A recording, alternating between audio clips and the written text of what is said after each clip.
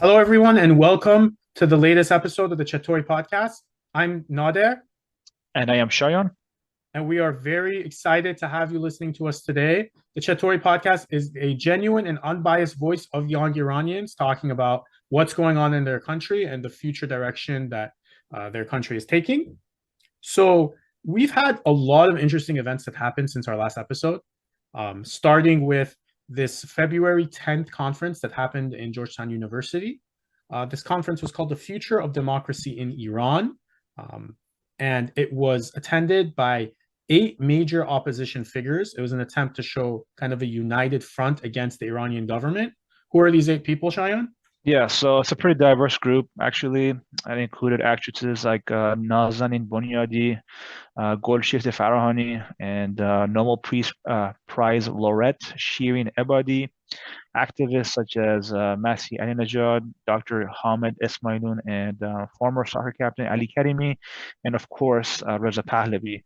And here's an oddball. There was also another individual who it's very, it's very controversial, comes from a controversial background. This is a Kurdish leader. His name is Abdullah Muhtadi, and he is the leader of the Komala party. So And let's yeah, let me well just go into before this we real quick. before we talk about Koma, let's Okay. let's go through each one of these guys because and gals, because maybe everyone doesn't know each of them. So let's Yeah. start off with I think the most prominent, right? Reza Pahlavi. Who's Reza Pahlavi? Everyone knows Reza Pahlavi. He's a former crown prince, Muhammad Reza Pahlavi's son. After the revolution, the family got ousted, and now they reside in California. And historically, there's been a large monarchist contingent, which among Iranians they kind of view that he should go back and restore the Pahlavi dynasty and be Yeah, a the lot of new people leader. want to see that happen in Iran. A lot of the monarchists, Shahis, as we call them in It, Farsi, they love the family. it's interesting that sort of in the 90s in particular, there's a lot of satellite TV channels and there's a lot of people that were talking about this. I feel like around the 2000s, um, they started getting a little bit less relevant and people started dismissing monarchists as people that are not really in touch with what's going on in the country. But again, in past few years, there's been a lot of movement towards the Pahlavis Yeah, and nostalgia towards what's been happening during the Pahlavi dynasty. Reza Pahlavi himself, to be fair to himself, he never says, I want to go back and be the king in the same way that my dad wants to be. yeah, He actually gave an interesting comment now where he said basically, he's like, I personally prefer a republic, yeah, but if people want a monarchy, like we can sit down and talk about it. yeah. Maybe we can do a non-hereditary monarchy. He always sort of says, I don't personally want it, but maybe. So Hmm. he's a little bit controversial, but he also um, he's part of the previous dynasty. I mean, he Yeah. has something in his name. A So lot of that's people are Reza still Pahlavi. alive from back then who Yep. saw them get ousted, and so they miss them. They miss their family. So I think that's why a lot of people still want him to come back. He seems to be trying to play a role of sort of like a father figure of a uniting factor, bringing these people together. And we talked about in an earlier episode this campaign to make him the representative, when Hmm. Vekalat midam to him. And this is a continuation of that. So Pahlavi was there. Shirina Ebadi, as you said, she won the Nobel Prize. I think it was during Khatami's time. She was a She's a very lawyer. famous lawyer, yeah, in Iran. Yeah. And she Yeah, used to be in the country for a while, yeah. which was I mean that's quite brave. She Um, she she used she used to represent like those really top tier controversial cases, human yep. rights cases in Iran, until eventually even she had to flee. She left, and actually if you look at the story it's kind of tragic too because they tried to get her husband to sort of get a divorce with her, and there was a Yeah, they lot of try like to psychological stuff. blackmail him Yep. or her somehow. Yeah. It's an interesting story, and we won't go through it for today's episode, but I'd encourage anyone who's interested to look that up. Masih Alinejad, we talk about her almost every episode, Yeah. but she's certainly a figure. She used to be a journalist, right, inside Iran. Yeah, she was a parliamentary journalist, I believe, Yeah, if I'm not and she mistaken. actually she broke a number of corruption cases, I think, at the time, and she gradually started becoming a little bit more anti-government around the 2009 protests against the 2009 election. Yeah. She leaves the country, and she starts becoming. She actually used to wear like a hat, like sort of like a half hijab. I remember when she first left, and then it Yeah, she was eventually, on the fence a yeah, little bit. she it came out more and more. And now she's one of the most vocal opponents and loud opponents against the government, especially over the issue of hijab. Definitely controversial. We've talked about her a little bit earlier ourselves in other episodes, but she's definitely one of those big opposition figures. Hamid Esmailion, who's he? Yeah, Hamad Esmailion, he's a little bit new on the scene. So after the airline incident that happened a few years ago, this individual actually lost his daughter and wife in that Really airplane tragic. accident. Very tragic accident. And since then, he has become very vocal against the Islamic Republic of Iran. Yeah, he was. It's one of those things where the biggest enemies that the Iranian government has, they create themselves. And this guy was Yeah, just a random dentist. Apparently, he actually would publish books inside Iran. Like he wasn't a political figure at all. But overnight, I mean, he lost the dearest members of his family, and he's been calling for justice, and an investigation of why that happened and why there was yeah. pressure put on some of the families. He has an organization which I think they represent some of those families that were part of that flight, and he joined this conference too. Um, and then you mentioned the actresses. So, okay, Golshifteh Farahani, to me, she's a very, very big person in Iranian cinema.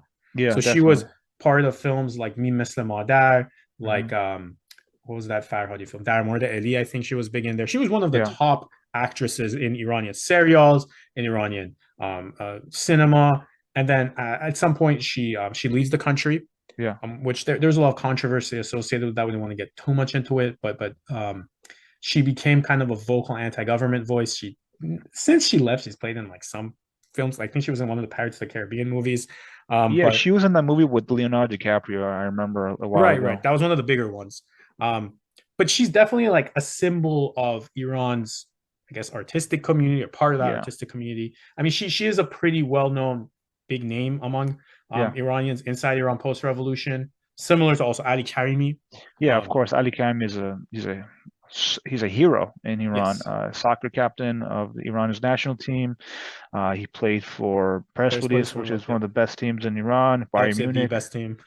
Yeah, and so everyone knows Ali Karimi. Anyone who, because soccer is such a huge sport in Iran. Everyone, And of he's course, not knows just a Ali soccer Karimi. player too, right? Off the court too, he's known for being Very he has a little bit vocal. of a temper, but he also he gives charity to a lot of cases. Like there's a lot of He's a real stand-up type of guy. That's how he is. he is, and I actually remember like less than a year ago, he was one of the candidates to be the head of the Iranian Soccer Federation. Like Yeah, he's very involved in Iranian society. He's always had a little bit of not an yeah, sort of a government criticism streak to him. corruption, criticism going on. Yeah, But after the Massa Amni protests happened and he was in Emirat at the time, he became more and more vocal against the government, on particularly on his Instagram, to the point that he became now one of these major anti-government figures. I would not discount him, just because he's a soccer player or something. I mean, a lot of people inside the country really look up to him. So we talked about Kolshifte, we talked about Ali Chaimi, Nazanin Bonyadi. Nazanin Bonyadi yeah, is interesting, right? So she's also an very. actress. She played in was it Lord of the Rings? Just something like that. I don't know. Lord of the Rings every once in a while has like some type of spinoff, but yeah, she was in one of those series that just came out recently. If you look into her history, it's actually kind of interesting. So she used to be a Scientologist, and apparently her mom was a Scientologist too. And so at one point, like they groomed her to like be dating Tom Cruise, and then she decides she doesn't want to. And then Scientology is sort of like a cult, so like they end up like Yeah, making her do all these demeaning tasks, and at some point she just has too much and like manages to escape it. Now she considers herself, I think, a non-practicing Muslim. Um, in the past decade, she's been involved a little bit in like Amnesty International and kind of like yeah. the human rights different groups in the West. But uh, She's personally, not really that big of a name, in all honesty. yeah, Like I didn't know about her until like a few months ago. yeah, she's not as prestigious as a figure, particularly among Iranians inside Iran. I think compared to some of these other people. But she's joining the crew, right? She's one of the people that Yeah, have now she's hopping on the bandwagon a little bit. she's on this bandwagon. And finally, you mentioned Abdullah Mutahidi. I think he's the head of Komale, right? But Yeah, that's really probably one of weird. the. This one is also very random. Abdullah Muhtadi, he is the leader of the Kurdish opposition movement known as Komale, and the full name is Komala Party of Iranian Kurdistan, and they're currently situated in Iraqi Kurdistan. So they're not even in Iran. They are armed. They're armed kind of group. So a lot of times they'll put up resistance against the Iranian government, and they'll infiltrate the western part of Iran, and they'll clash with security apparatuses. Yeah, historically, I mean, like, I think these guys Yeah. were originally even. It's funny, Reza Pahlavi's there because I think the Komale was against the Shah too. But Yeah. when the Iranian Revolution happens, right, there's a little bit of like a civil war that happens, a mini civil war that happens after it, the first couple of years. So it was a bit of an uprising that occurred in the Kurdistan region of Iran, and a lot of these Kurdish groups wanted to separate themselves from Iran, and as a result, there was this war within Iran. It wasn't that big of a war. It was suppressed rather quickly. Yeah, the Sepah came in and there, sort of shut them down. This group is also we should mention this, that they're classified as a terrorist group by Iran and randomly Japan. Yeah, I think they took some Japanese person hostage at some point. There's an interesting story for it. But they after the Iran-Iraq war was finished, they went into Iraq, and Saddam supported them too. Yeah, they're the dirtiest thing you could do. Komale is not a group that I think the majority of Iranians would support, aside from their allegiance, whether to the Islamic Republic or against the Islamic Republic. But the reason I'm pretty sure they included this guy is because there is a large Kurdish aspect to the recent protests that happened. Mahsa Amini was a Kurd. The most intense clashes were in Zahedan, but also Kurdistan and Kurdish regions. And I think their idea here was to include some Kurdish contingents also in there. So these 8 people, and we should also say they were not all physically present. The ones that were physically there were Reza Pahlavi, Masih Ali Nejad, Hamid Esmailion, and Nazanin Bonyadi. Everyone else sort of like either sent a video or they came in kind of via like a Zoom chat or something. So the biggest criticism against the opposition of the Islamic Republic has historically always been that they're a million different groups. They all hate each other, and they're, quite frankly, like, most of them are clowns, right? The Islamic Republic's biggest advantage has been that their enemies are a bunch of idiots. Yeah, they never get along with each other. They don't. Yeah, and so I think what these guys are trying to show, and actually Shirin Ebadi, I was looking at the remarks that she made, she explicitly said this, is they want to show that they have a united coalition, and they're trying to end that. That's their first step they're taking to try to overcome this. This is not without historical precedent. Even though some of these figures are controversial, I'd like to remind you that before the 1979 revolution that happened, I mean, there was different Iranian groups, including Ayatollah Khomeini, that were in France. And they also created a united coalition, and they were giving media interviews and meeting with different people. Now, whether these people have the same amount of punch as he did, that's an open question. But that seems to be the model that they're trying to emulate. And so these people, actually, there was one point where I think they started posting the same like stuff on Twitter together, and then eventually they continued doing like coordinated messages until the point where now they had a single conference together, which I mean, it's a big deal. This is the first time in this. Yeah, let me just talk about what they were able to achieve in this meeting. So they basically came together to create a charter that includes the demands of the people, something that relies on Declaration of Human Rights, on equality, that accepts the territorial integrity of Iran, and that reaffirms the decentralization of power. So this was like the first time these individuals actually shared a stage since the anti-government protests began in September 16th. So this is a pretty big deal, and they're showing unity right now, which has not existed in a long time amongst the opposition.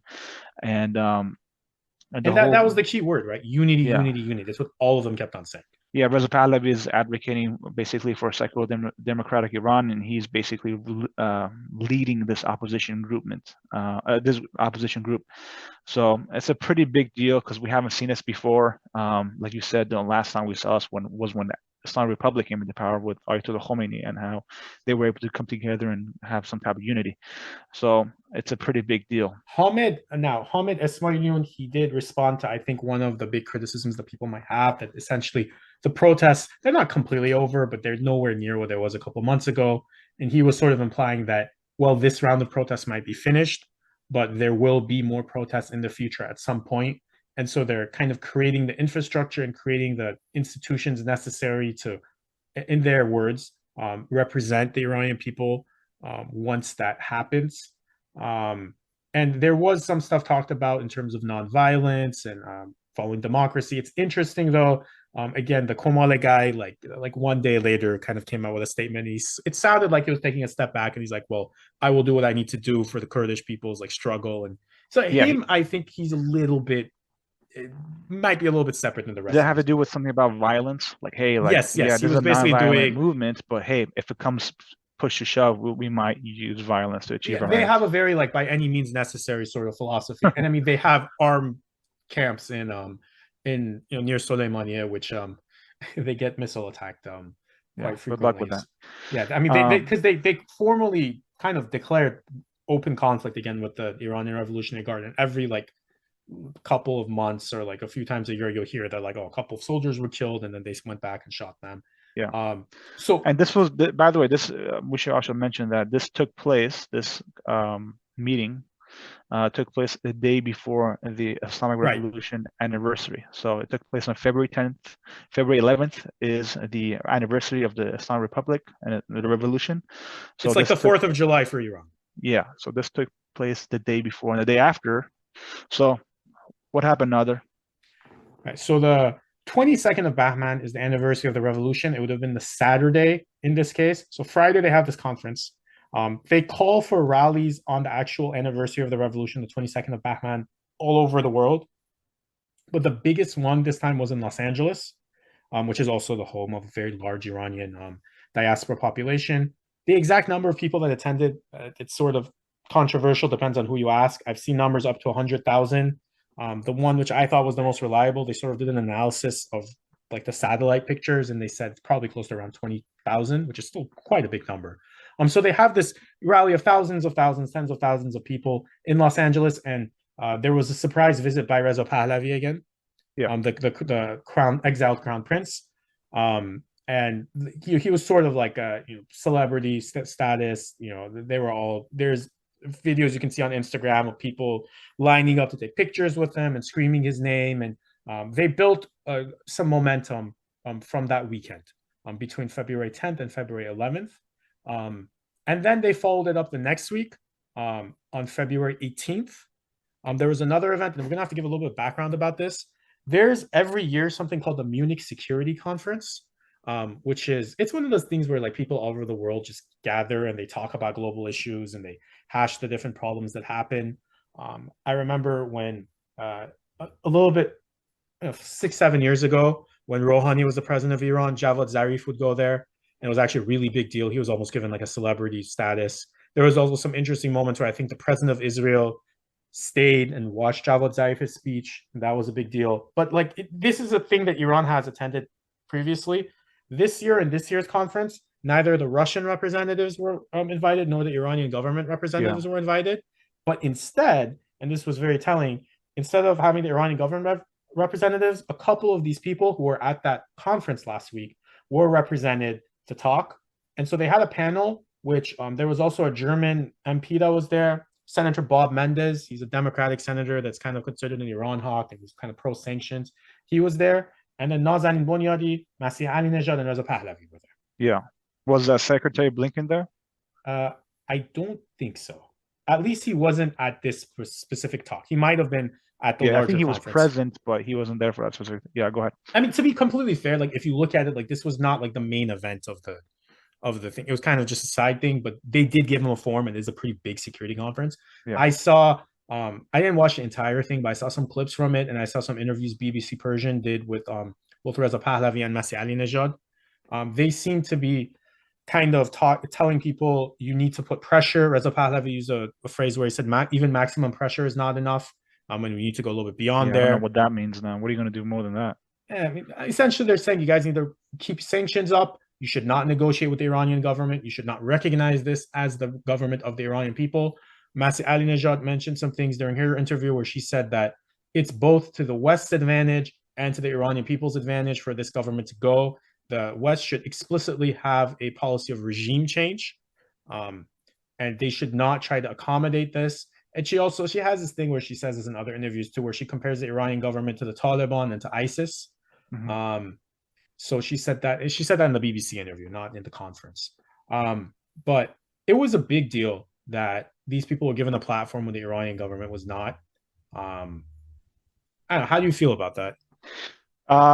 Yeah, I mean, it seems like they're just trying to, I don't know, further the discussion on the situation in Iran. And basically, Masih al-Najjar, Reza Pahlavi, all these guys are coming in, talking to all these foreign leaders, dignitaries, and letting them know what they expect of them, and letting the international community know, like, this is the next steps that we should take in confronting the Iranian government, such as making sure that IRGC is on the terrorist list. Right, which is not in the Europe, by the way. They didn't end up Yeah, doing that. that making sure that you're not going to no longer negotiate with this, with the government anymore. So I think that's basically the whole goal of this meeting, was to reiterate some of the stuff that was already talked about. I forgot to But mention, yeah, also sorry to interrupt. Also there was a couple pictures between like Masih and Nazanin and like French President Macron. So yeah, like even if they weren't like Macron wasn't at that talk, but they still had meetings with other people behind the scenes, so like other yeah. high There's level EU multiple, officials. leaders from different countries there. Yeah, So yeah, this is it's in terms of international people. This was like top big tier, one. best of the Yeah, best. this was a big one. They were talking with ones. I think. I mean, look, we've talked about this in previous episodes. We need to sit down and repeat it. Is isolating the Iranian government really the best thing here? I think there's an argument to be made for it. I don't completely buy it. And is Reza Pahlavi, is Masih Alinejad, is Nazanin Bonyadi, and the other people in that group, are they truly representatives of the Iranian people? Did anyone elect them? No, they didn't. But on the other hand, also, I mean, so what are we going to do? So if we can't hold elections right now that are completely fair and free, then are we just going to not have anyone talk? I mean, there's an argument to be made. Well, at least they're doing something. Yeah, I mean, at least they're doing something. You have to come out and talk about the IRGC. Like, you have to talk about SEPA and how for years they have suppressed the Iranian people. Like, we have to talk about that. But then the next question is, okay, now what do we do about the IRGC? Should we put sanctions on them? Should we confront them militarily? What are the next steps? So I think these guys are just, trying to figure that out right now, with placing IRGC on as a terrorist organization. So, but how far do you want to take this? What's the next step? What is your ultimate goal with the Iran and overthrowing the government? How are you going to go ahead and do that? Are you going to, okay, Yeah, that's a sanctions? big thing. Okay, they can sit around and have all the conferences they want, Yeah, but like, how do are you they going to overthrow have the government? people inside the government? Do they have people inside Iran? Are the people that were protesting inside Iran protesting for these 8 people or these 3 people that went to this conference? That's a big question. I have an opinion myself, but I have no way of proving it. I mean, it's the other thing is sort of okay, if not these people, then who? Well, fortunately or unfortunately, there aren't that many other big voices. I think that's sort of not a good thing, but there should Yeah, maybe there needs to be other people that speak up. Maybe if yeah, we don't like what Masih Alinejad says, if we don't think Reza Pahlavi should be the representative, um, some other people need to sit down and get their act together and start speaking up and saying what they believe. But so right now, a lot of the world cameras are on these people now, but yeah, there is one group of Iranian opposition people which were not included in yeah. either the conference on the 10th or in this, and The that infamous is group. yes, infamous group, the MEK, Mujahideen Khalq.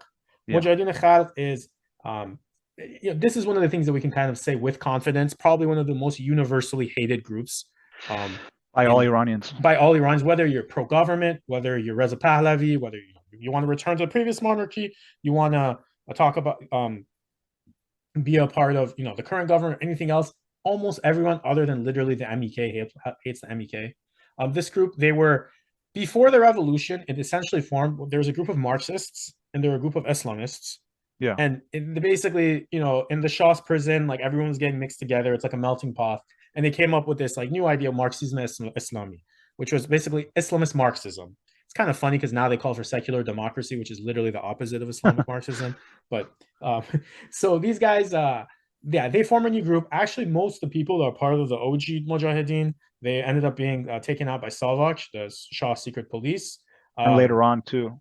Yeah, and then so basically, then this guy Masoud Rajavi, he kind of takes over the organization after all its original founders are basically taken out, and he sort of he has this like charismatic personality, but he basically turns it into a cult. After the Iranian Revolution is successful, the Hizb Mujahideen Khalq, the MEK, basically declares war on what's called the Islamic Republic Party, which is the founding fathers of the current Iranian government. And they have a couple of years where they're just like all out going at each other in the streets, and again low level civil war. Well, the current Iranian government wins, Hezbollah Jamhuriyat Islami wins, and these guys then very shortly after the Iran-Iraq war starts, and this is what makes them really reviled. They take Saddam's side. Yeah, the Iranians, and they just took Iraq's side, Saddam's side. And in case you don't believe us, I mean, this is not Islamic Republic propaganda. There is a video that the MEK's television station themselves proudly puts of Masoud Rajavi shaking hands with Saddam Hussein at a time that Saddam is chemically doing chemical bomb attacks on Iranian civilians and Iranian military, and Iraqi civilians as well. Yeah, and Iraqi civilians. It's truly despicable.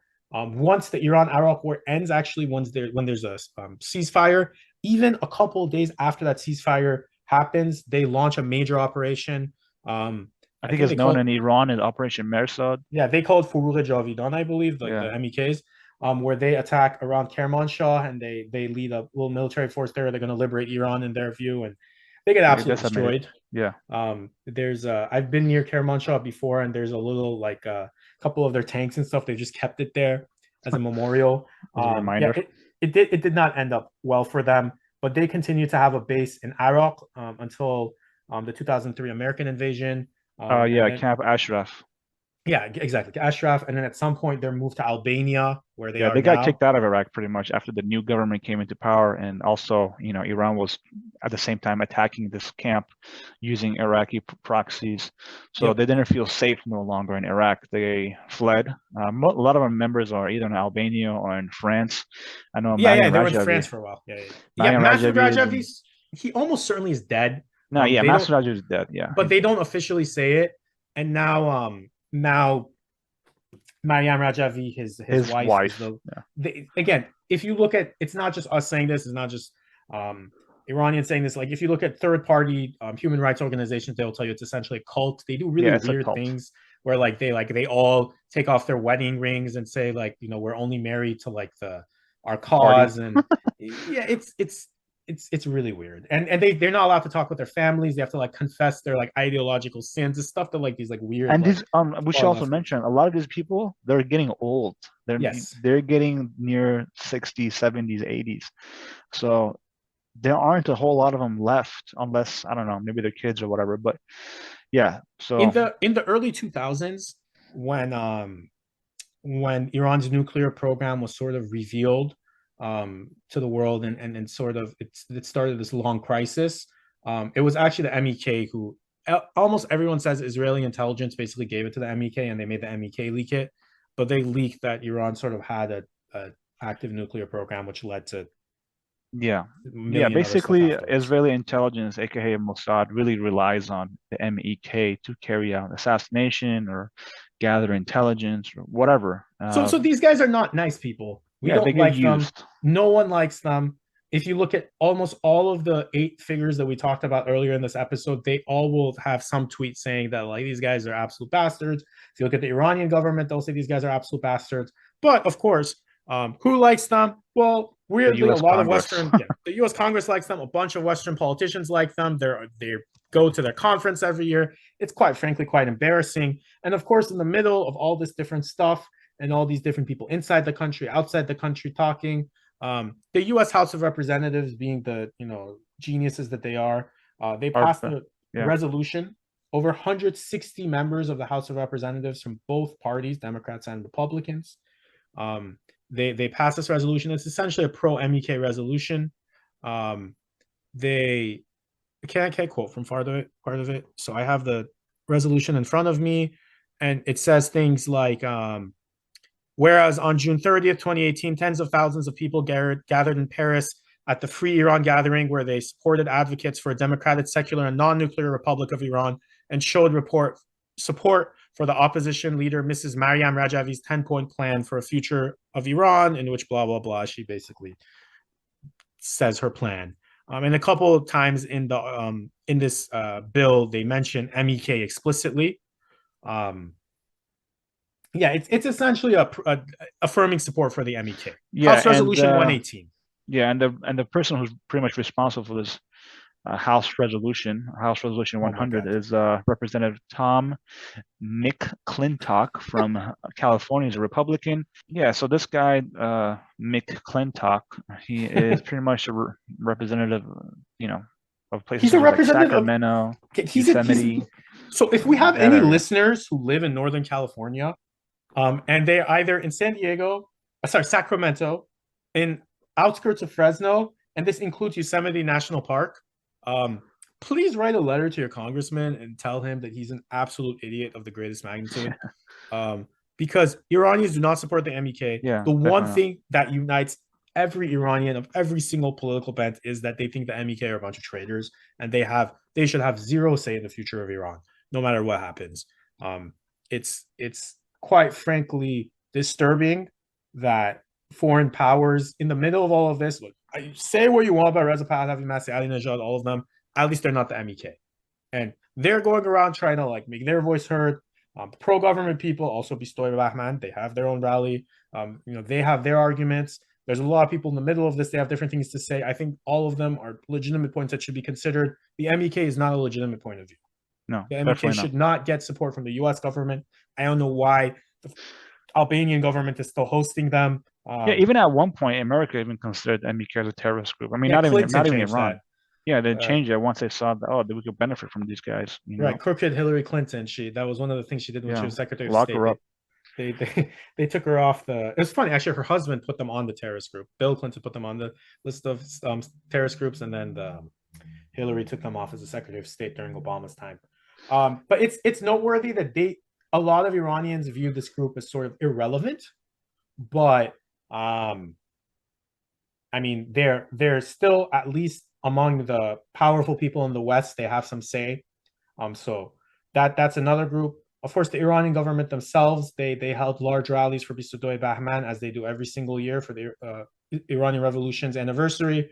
Yeah, millions came out in the streets. A lot of opposition people will come and say, "Oh, well, these people are just busting," or they're from villages. I saw someone saying that they brought people from Afghanistan. I think that there are pro-government supporters, and I don't think they need to bring people from Afghanistan to support their cause, especially when you consider how polarized Iranian society is becoming. I think a lot of people that maybe normally wouldn't come out to this, if they're a little bit pro-government, they might feel more inclined to. They certainly do have a base of support, whether it's the majority or close to the majority.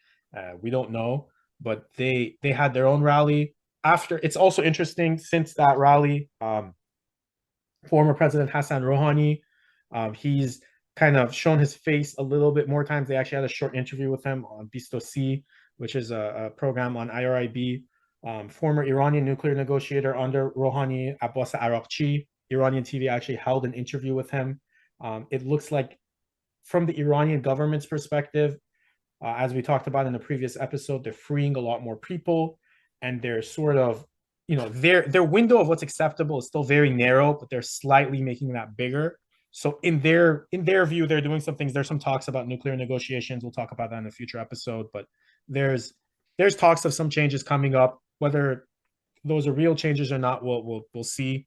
But they're also active on their front. Yeah. It's certainly a time where there's a lot of different things which are happening, a lot of different pieces of puzzles which are moving. So we'll see what happens. In the next couple of months, we also have Iranian New Year coming up in about a month. And we'll see what happens until there, and until the end of the year 1401. But in any case, thank you everyone for listening to us. Thank you to everyone for engaging with us on social media.